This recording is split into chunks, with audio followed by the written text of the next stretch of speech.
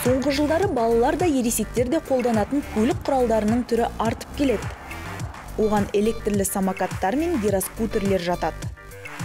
Аталған көлік құралдарын пайдаланушылар да жол қозғалысының қатысушылары болып саналады. Электрлі самокат 2 немесе 3 доңғалағы бар жеке көлік түрі. Орындықтары жоқ бұл құрылғы тек бір адамның қозғалысына арналған. Максималды жылдамдығы сағатына 25 шақырымнан аспайды. Оның алдыңғы, бүйірлік және артқы жарық шағылыстырғыштары болуы шарт. Сондай-ақ электрлі самокаттарда алдыңғы фаралар мен артқы шамдар болуы керек. Өзінің жақындағаны туралы ескерту жасау үшін көліктің бұл түрінде дыбыстық құрылғы болуы маңызды.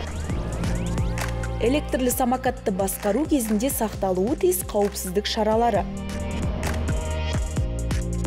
Электрлі самокатты қолдану кезінде басыңызды, білек пен шынтағыңызды және тізеңізді қорғайтын құралдарды ұмытпаңыз.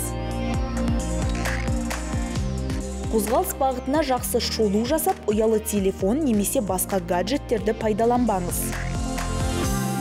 Электрлі самокатты қараңғы, тар және кедергілері бар жерде қолданбағаныңыз абзал.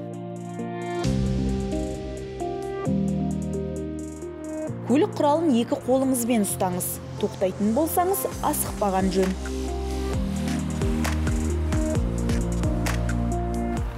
Көлік көп жүретін жерлер мен адамдар жиналатын орындардан аулақ болыңыз.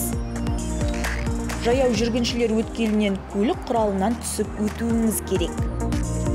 Жүк пен жолаушыларды тасымалдауға болмайтынын естен шығармаңыз. Жол жүрісі қағидаларын сақтай отырып, өз траекторияңыз бен қозғалыс жылдамдығыңызды таңдап алыңыз.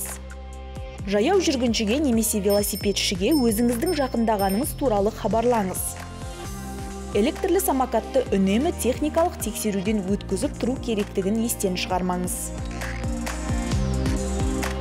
Жолда сақ болыңыз.